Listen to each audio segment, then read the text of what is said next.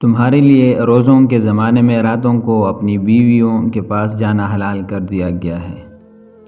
وہ تمہارے لیے لباس ہے اور تم ان کے لیے لباس ہو۔ اللہ تعالیٰ کو معلوم ہو گیا کہ تم لوگ چھپ کے اپنے آپ سے خیانت کر رہے تھے، مگر اس نے تمہارا قصور معاف کر دیا اور تم سے درگزر فرمایا۔ اب تم اپنی بیویوں سے شب باشی کرو اور جو لطف اللہ تعالیٰ نے تمہارے لیے جائز کر دیا ہے اسے حاصل کرو۔ جب تم مسجدوں میں معتکف ہو تو بیویوں سے مباشرت نہ کرو۔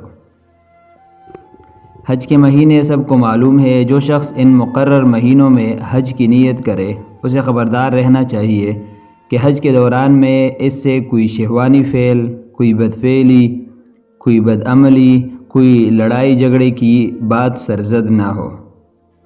احرام کی حالت میں میاں اور بیوی کے درمیان جنسی تعلقات بھی منع ہے اور ایسی گفتگو بھی منع ہے جو جنسی جذبات کو ابھارتی ہو، اور اس کی نشانیوں میں سے ہے کہ اس نے تمہارے لیے تمہاری ہی جن سے بیویاں بنائے تاکہ تم ان کے پاس سکون حاصل کرو اور تمہارے درمیان محبت اور الفت پیدا کر دی۔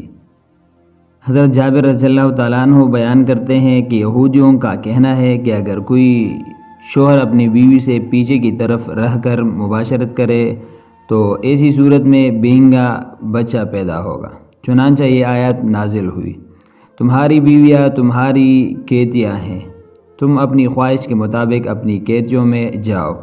حضرت جابر رضی اللہ تعالیٰ عنہ کے حوالے سے یہ حدیث دوسرے راویوں کے ذرائع سے بھی بیان ہوئی ہے، لیکن یہ حدیث جو زہری کے حوالے سے بیان ہوئی اس میں یہ الفاظ ہے، اگر کوئی چاہے تو پیچھے کی طرف رہ کر بھی مباشرت کر سکتا ہے، لیکن مباشرت صرف ایک راستے یعنی اندام نہانی سے ہونی چاہیے۔